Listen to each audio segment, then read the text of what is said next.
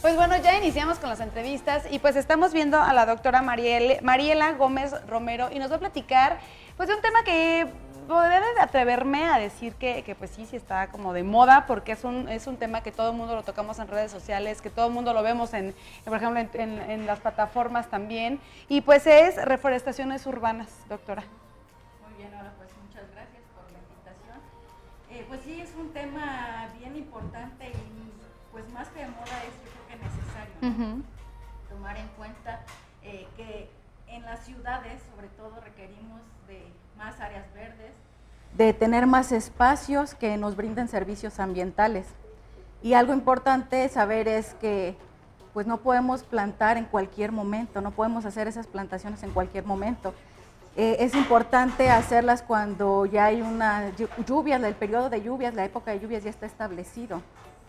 Hacerlo cuando empiezan las lluvias, pues puede ser perjudicial. ¿Por qué? Porque las plantas fisiológicamente se activan su metabolismo. Entonces, ¿qué es lo que pasa? Que empiezan a producir hojas, sobre todo, por ejemplo, aquellas que son caducifolias, y deja de llover un periodo de una semana, y esto, pues, ¿qué es lo que pasa? Hay mortalidad de las plantas, ¿no? Otro aspecto importante es la selección de las especies. Eso es súper importante, ¿no? Que en general pues las reforestaciones se hacen con muy pocas especies, con un pool muy reducido de especies. Algo que es muy importante es conocer cuáles son aquellas especies idóneas que pueden establecerse en los diferentes sitios ahora con lo que tenemos de el cambio climático global, es decir, tenemos un incremento de temperatura y una disminución de la humedad. ¿Qué es lo que requerimos? Especies que puedan soportar esas condiciones cambiantes. Ya. Yo me refería hace ratito, a lo mejor si no fue la palabra moda, me refiero sí. A moda porque ya hay mucha gente que está sumando, que se está como que buscando apoyo en cuestión de los árboles, si no es moda, es como cuestión, es que antes no lo veíamos, o sea, antes no lo pensábamos, ¿no? Antes era como de, ay, pues un arbolito pues está bien, y ahorita sí ya se está haciendo. Hace 8 días, doctora, vino un chico que están haciendo como una campaña aquí en Morelia, y les hizo viral el reto que se pusieron, y nos platicaba precisamente de eso, de que los árboles pues no se pueden plantar en determinada época del año, que no todos los árboles son como compatibles con el suelo de la ciudad. Esto quiero que me explique un poquito, que no me quedó claro él, porque obviamente él lo hizo por viral y todo el rollo, pero usted que es la especialista, ¿esto de qué se trata? ¿Por qué? Por ejemplo, no se puede plantar, no sé, un oyamel en el bosque de aquí de frente de de Medicina. Sí. La biología de las especies es distinta, o sea, cada especie tiene sus requerimientos, ¿no? Y hay, por ejemplo, coníferas de los abies o los pinos que podrán sobrevivir en buenas condiciones a determinada altitud con ciertas condiciones de humedad, es decir, requieren una humedad específica. Si los traemos, por ejemplo, a sitios más bajos donde hay menor humedad y la temperatura es más alta en general, se van a morir por estrés hídrico. Es decir, un oyamel, nosotros podemos producir oyameles en condiciones controladas, pero regularmente lo hacemos para llevarlos a las reforestaciones en bosque. Entonces, para las ciudades hay especies que son más resistentes a condiciones de estrés, es decir, aquellas que aguantan más el calor y condiciones más secas, que muchas veces decía el doctor Arnulfo Blanco que son menospreciadas, ¿no? Porque son deciduas o son temporales, o sea, como que tienen hojas durante una etapa del año, cuando llueve, pero cuando es época de seca se quedan sin hojitas. Pero ese es, o sea, el que no tengan follaje no quiere decir que la planta esté muerta, sino que son estrategias propias de la planta, y tenemos varias especies nativas. ¿Qué quiere decir nativas? Que son propias del lugar, que pueden establecerse. Por ejemplo, varias leguminosas, tenemos por ejemplo algunas salvicias, algunas cenas, por ejemplo, que son árboles chiquitos que sirven mucho para la ciudad, camellones, pero aquellas plantas incluso de mayores dimensiones que se les podría temer un poco porque levantan las banquetas, demás, pues sería ideal para incrementar la flora nativa en sitios, por ejemplo, de áreas naturales o sitios, parques, que serían como los pulmones de las ciudades. Ya. Tengo una pregunta en cuestión de, yo veo que se hace mucho ese tipo de brigadas para plantar árboles en la ciudad. Una vez usted dice que tiene que hacerse un análisis previo para poderlos plantar porque no todos son resistentes, no todos se adecuan al tipo de suelo, al clima, dependiendo, ¿no? Entonces, después de ese análisis, ¿cuánto es realmente el porcentaje que dura, no que dura, que sobreviven de árboles que sobreviven a la plantación? O sea, pues si de 1000 no sé cuántos se pueden salvar, porque no la gente va a estar siempre con el cuidado adecuado ni va a estarlos visitando, entonces solo se lleva a cabo la plantación y lo demás pues ahora sí que selección natural. Sí, en las plantaciones convencionales regularmente hay una muy baja supervivencia.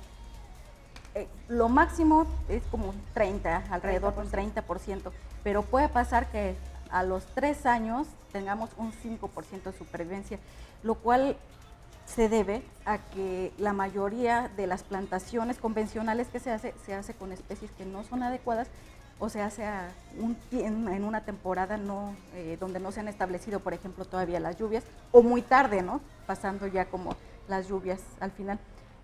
Otros aspectos importantes también es como preparar el terreno, es decir, ¿dónde vamos a poner el arbolito? ¿Qué características debe tener el espacio físico del suelo donde vamos a poner el arbolito?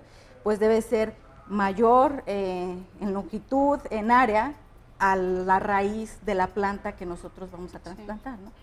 Otra cosa es que pueden llevar en una plantación convencional plantas que son muy pequeñas y eso las hace muy vulnerables a los depredadores. ¿Eso qué quiere decir? Que los herbívoros o los organismos que se alimentan de las plantas, pues muy fácilmente podrán acabar con ellas. Ahí quedó. ¿Qué otra cosa? Un calor excesivo o las heladas, por ejemplo, las heladas pasando lluvias cuando llega el invierno también puede ser un factor determinante en que disminuye la supervivencia, ¿no? Doctora, por ejemplo, mencionó hace ratito algo de los pulmones de la ciudad.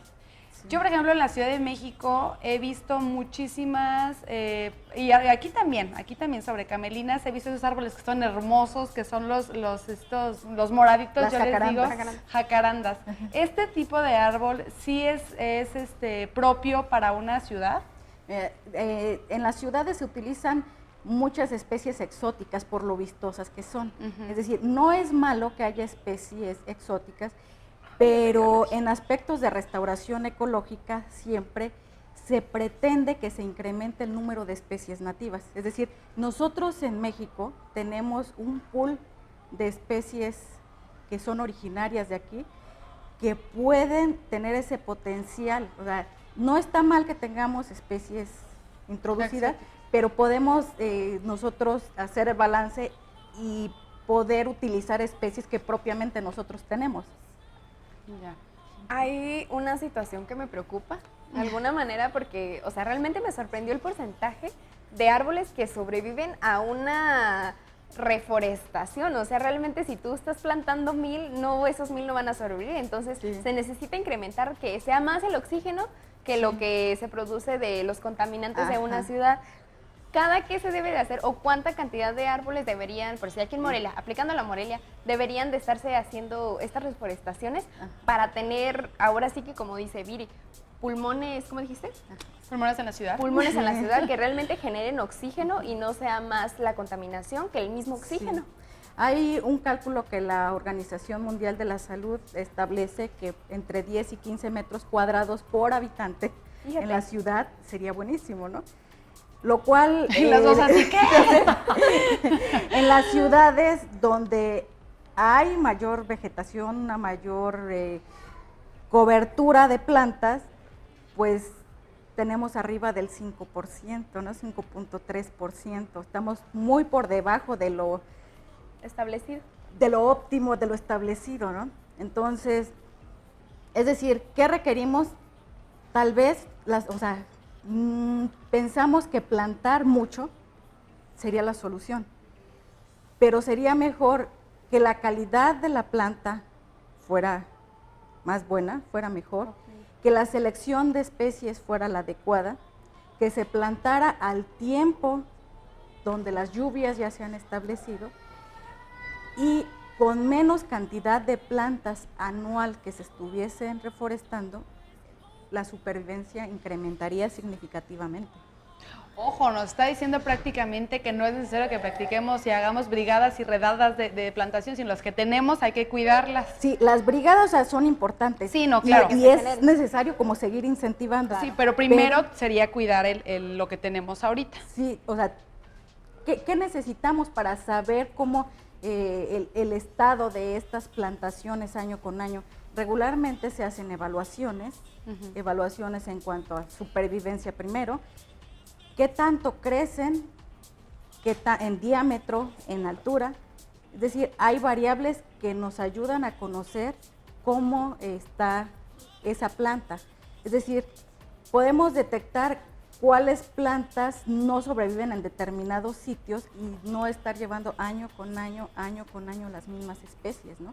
Porque eso ocurre. Y a lo mejor nada más porque se ve bonita la planta, ahí la otra vez se siembra y es lo mismo, no nos van a servir. Sí, hay algunos aspectos importantes como un riego de auxilio que podría pues salvar prácticamente la plantita en época de secas, aquellos que tienen un arbolito ahí cerca, ¿no?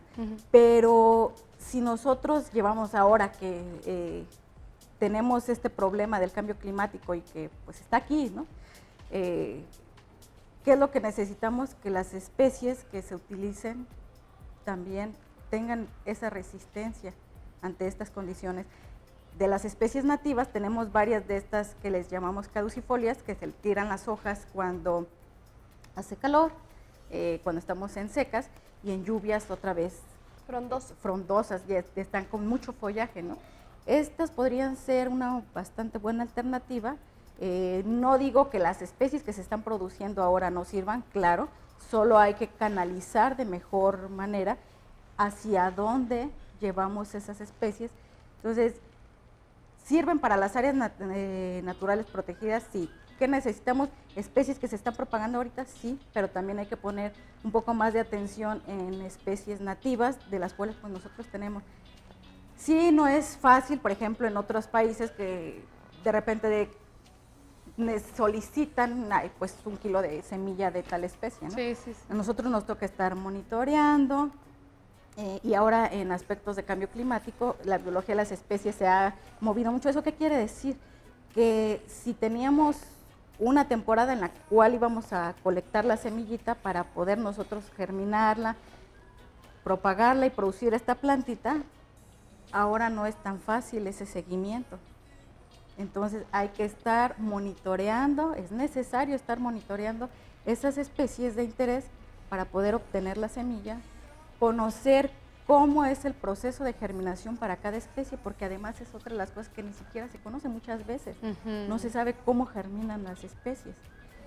Una vez que sabemos cómo germinan, requerimos ver cuál es la mejor manera de propagarlas, en contenedor de qué tamaño, dado las características de si crece rápido, si crece lento, si la raíz regularmente es más pivotante o es más fibrosa, o sea, qué características tiene esa planta. Es decir, sí se requiere de mucho trabajo, estudiar mucho estas especies, pero sin duda es algo que es importante ahora en esta toma de decisiones de qué plantamos, cómo plantamos.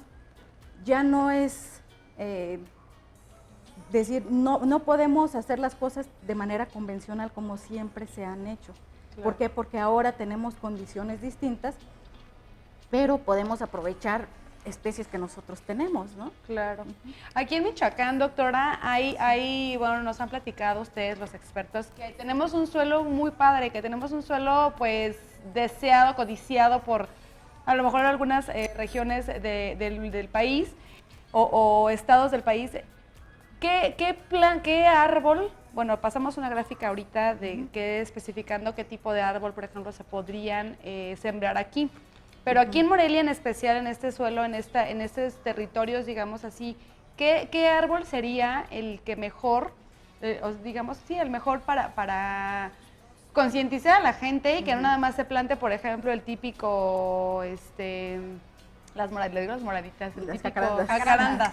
Sí. Es que las moraditas desde chiquita eran las moraditas. Pero, ¿qué árbol sería el ideal? Pues yo creo que ahí, afortunadamente, tenemos como un pool, tenemos como varios, ¿no? Tenemos varias alternativas. En el Cerro Punguato, que es un área natural protegida, ahí hemos estado ensayando varias especies. Por ejemplo, la pochota, que tiene espinas, la ceiba, tiene unas espinitas, que es un árbol caducifolio, puede resistir bastante bien. Albizia, anteriormente plurijuga, que se le dice palo blanco, podría ser otra opción. Hipomea murocoides, que se conoce como cazaguate, que también tiene unas flores blancas muy bonitas, pero que igual, o sea, tiran follaje, podría ser una buena alternativa. Hay brichos, que les llaman brichos, que son cena, que son árboles pequeños de flores muy vistosas, que además eso puede hacer que atraigan polinizadores. Entonces, pues eso es muy bueno, ¿no? Entonces, hay varias especies que pueden ser utilizadas, incluso los fresnos. Los fresnos, sobre todo en sitios que son como más abiertos, que no hay banquetas cercanas, pues pueden ser una muy buena alternativa. En el caso de camellones, por ejemplo, los brichos regularmente no tienen como raíces como tan extendidas o que puedan levantar como las banquetas, ¿no? Qué padre toda toda esta información, de alguna manera, como lo dice aquí la doctora, no es solo plantar por plantar, se tiene que hacer un análisis previo de acuerdo al lugar donde se va a plantar, la tierra, son muchos requisitos y recuerden que solo un cierto porcentaje de lo que se planta sobrevive, entonces con mayor razón tenemos que tener ese cuidado. Por favor, doctora, regálanos tus redes sociales, ¿dónde podemos encontrarte para las dudas que tengamos? Si queremos organizar una brigada, ¿por qué no hacer un estudio contigo? Sí, claro, en Facebook estoy como Mariela Gómez, correo electrónico mar de Mariela, G de Gómez, R de Romero, bio de biología, 13@hotmail.com. Pues muchísimas gracias, doctora, por estar con nosotros, por despejarnos las dudas que tenemos, que decimos cómo, qué se hace, sí queremos ayudar, pero cómo lo hacemos. Gracias por venir, seguramente vas a regresar con nosotros. Claro que sí, nada más invitarlos a que no esperen a que otros hagan algo por plantar un arbolito, súmense, nada más hay que hacerlo como de forma más responsable, pero que haya estas iniciativas, eso es muy bueno y lo requerimos, ¿no? El medio ambiente lo requiere. Así es. Pues muchas gracias, doctora. Nosotros vámonos a una pausa comercial y regresamos aquí con todos ustedes.